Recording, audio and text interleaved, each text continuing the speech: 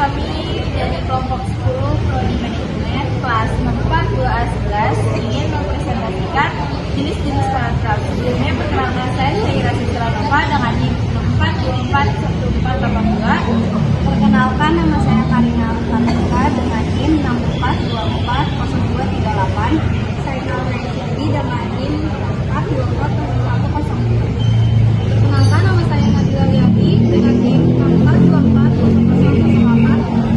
Saya Divaria Kalim dengan NIM 64240148. Saya Maria Mirza Nabila dengan NIM 642411. Saya Muhammad Sukamita dengan NIM 64241118. Jenis-jenis paragraf dibagi menjadi 3. Yang pertama, berdasarkan fungsinya. Paragraf pembuka adalah bagian awal karangan yang berfungsi sebagai pengantar. Paragraf isi adalah berisi inti atau pokok permasalahan. Paragraf penutup adalah bagian akhir karangan yang berfungsi untuk menyimpulkan atau mengakhiri pembahasan. Yang kedua, berdasarkan isinya.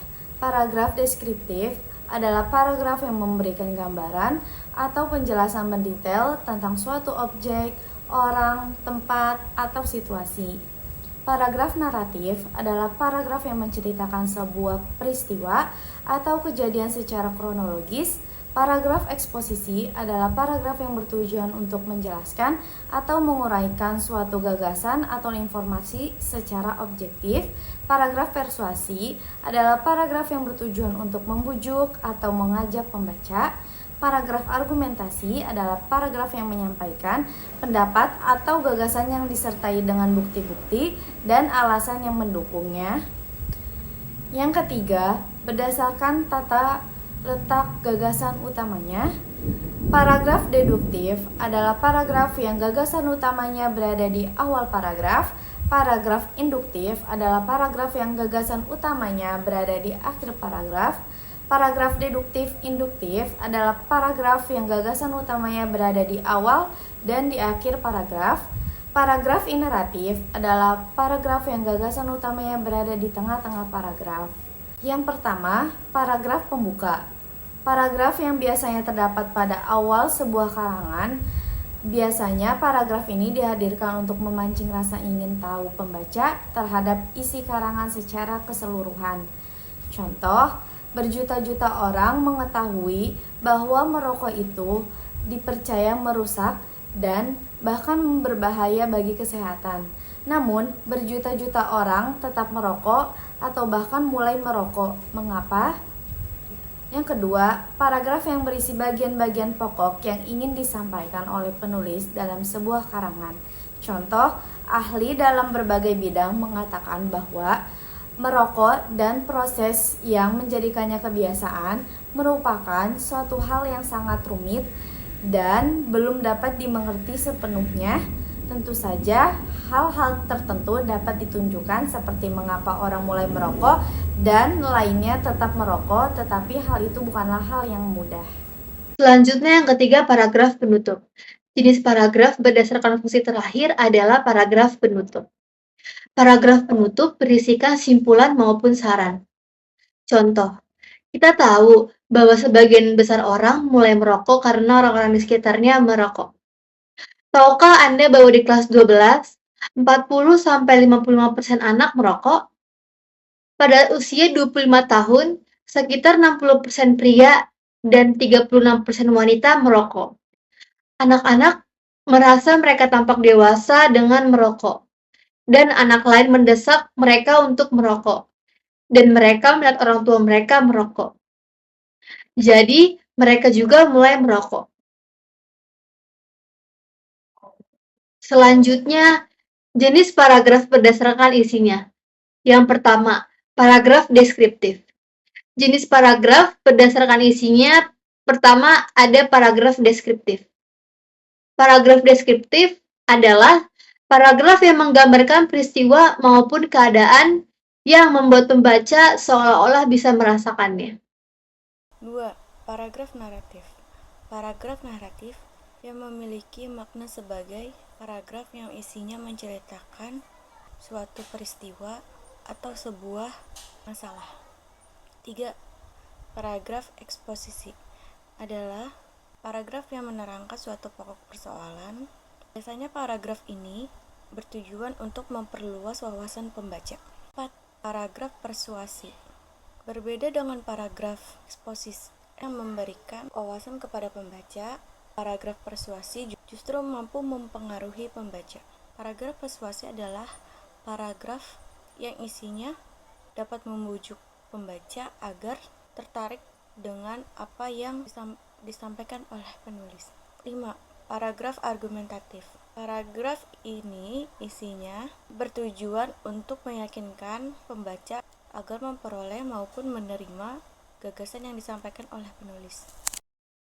Contoh deskriptif. Yang pertama, matahari belum tinggi, baru sepenggalah. Yang kedua, sinar matahari pagi menghangatkan badanku.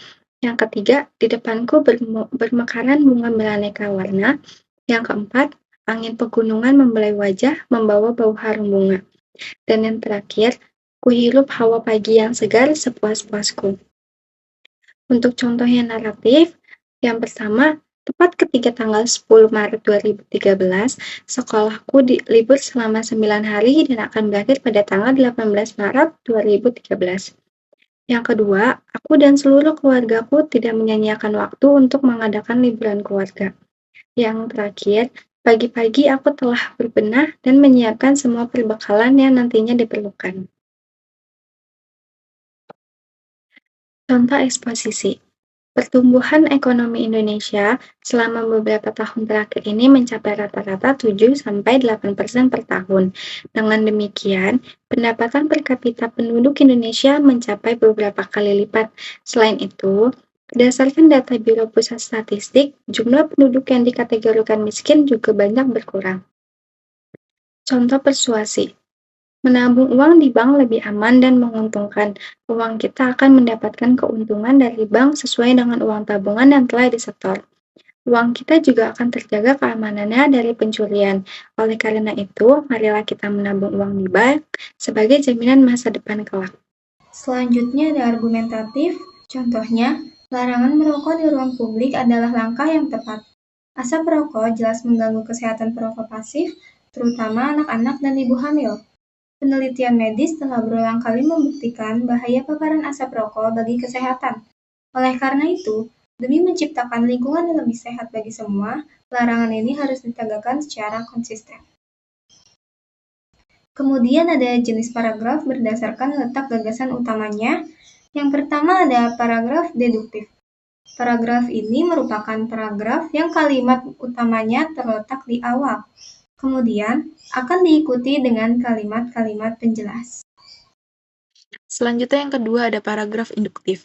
Paragraf induktif adalah jenis paragraf yang berkebalikan dari paragraf deduktif, yakni gagasan utama paragraf induktif berada di akhir kalimat dalam paragraf. Jenis paragraf induktif pasti akan diawali dengan penyebutan peristiwa khusus atau penjelasan yang berfungsi untuk mendukung gagasan utama. Selanjutnya, ketiga ada paragraf deduktif induktif. Sebagai paragraf gabungan antara deduktif dan induktif, paragraf tersebut dimulai dari pernyataan yang bersifat umum, disusul dengan pernyataan bersifat khusus, dan diakhiri lagi dengan pernyataan bersifat umum. Uniknya, letak kalimat utama ada di awal dan di akhir paragraf. Paragraf deduktif, gagasan utama kalimat utama berada di awal paragraf, mengikuti pola umum ke khusus. Kalimat utama berisi pernyataan umum, kemudian diakhiri kalimat dengan penjelasan yang lebih spesifik. Dan keempat ada paragraf ineratif. Paragraf ineratif adalah jenis paragraf yang menampilkan gagasan pokoknya di tengah paragraf. Jenis paragraf ini memiliki pola khusus, umum, khusus, atau kalimat penjelas, kalimat utama, dan kalimat penjelas. Selanjutnya ada contoh yang pertama, paragraf deduktif. Menjaga kebersihan lingkungan adalah tanggung jawab bersama seluruh warga. Lingkungan yang bersih tidak hanya sedap dipandang, tetapi juga berdampak positif bagi kesehatan dan kenyamanan hidup. Sampah yang berserakan dapat menjadi sumber penyakit dan mencemari sumber air serta tanah. Udara yang bersih akan meningkatkan kualitas hidup dan mengurangi risiko gangguan pernapasan. Dengan demikian, setiap tindakan kecil seperti membuang sampah pada tempatnya dan berpartisipasi dalam kegiatan kebersihan lingkungan memiliki kontribusi bagi kesejahteraan bersama. Yang kedua, paragraf induktif.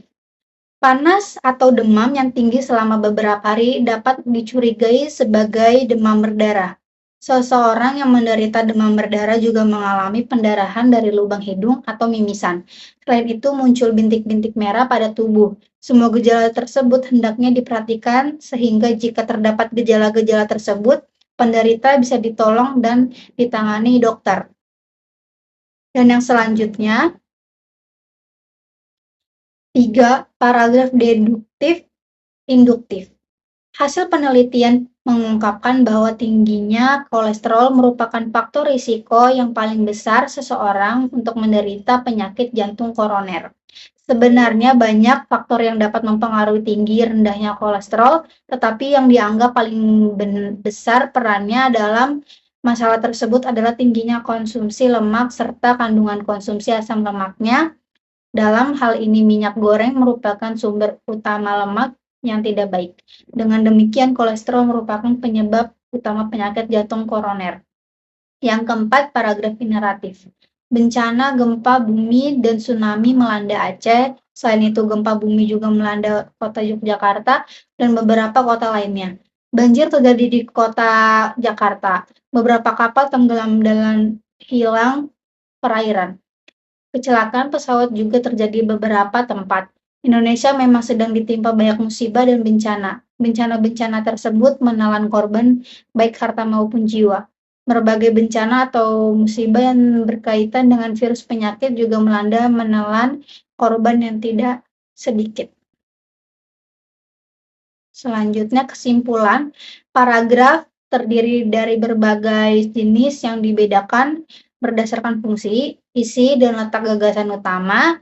Memahami jenis-jenis paragraf seperti paragraf pembuka, isi penutup, deskriptif, naratif, eksposisi, persuasi, argumentatif, serta paragraf deduktif dan induktif, membantu penulis menyusun tulisan yang jelas dan terstruktur serta memudahkan pembaca dalam memahami isi teks.